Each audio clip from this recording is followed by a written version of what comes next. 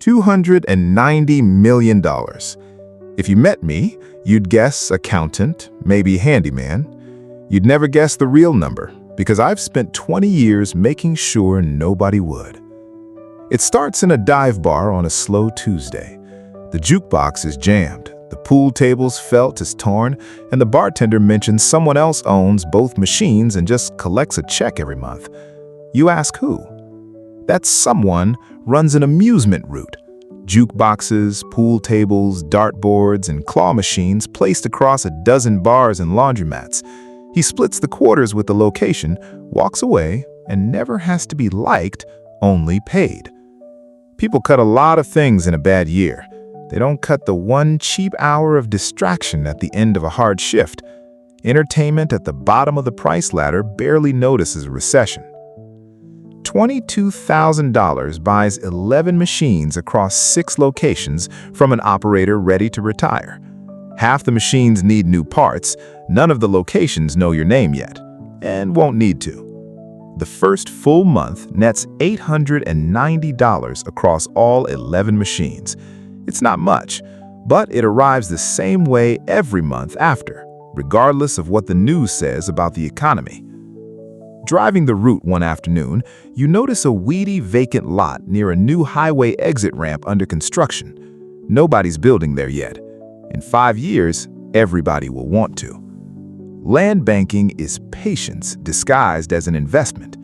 You buy what nobody wants yet, pay almost nothing to hold it, and wait for growth to come find you. No tenants, no repairs, just time doing the work. $18,000 for 2 acres nobody else bid on at the county auction. Property tax runs $340 a year. You forget about it for long stretches at a time, which is exactly the point. A friend of a friend sells you a discounted mortgage note.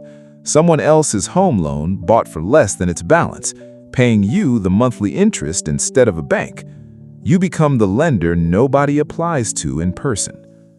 A rundown 30-lot mobile home park comes next. You don't own most of the homes, just the dirt underneath them. Residents pay lot rent every month, and moving a mobile home is expensive enough that almost nobody does. Your accountant lays out 4 categories: the amusement route, 2 banked land parcels, a handful of discounted notes, and the mobile home park. She says it reads less like a portfolio and more like a list of things nobody ever thinks to ask who owns. None of it is exciting. All of it is durable. Nobody disrupts dirt. Nobody disrupts a quarter dropped into a pool table after a long shift.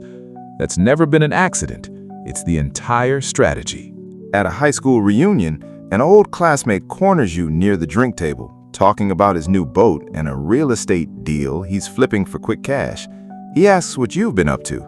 You say a little of this and that, and he moves on within 30 seconds. You still drive the same 15-year-old work van you bought to haul jukebox parts. There's a faint rectangle on the door where a magnet sign used to sit. It runs fine. That's the only requirement it's ever had. You still rent the same 1-bedroom apartment you signed a lease for 11 years ago. No mortgage, no yard work, no reason to explain a home that doesn't match a number nobody's supposed to know. The moment people see what you actually have, they stop seeing you. Requests appear. Old friendships shift weight. So you keep the appearance plain, not out of modesty, but because invisibility is the cheapest insurance there is. Your dad calls, excited about a free steak dinner seminar on retirement income. A slick salesman is pitching an annuity that locks in guaranteed growth.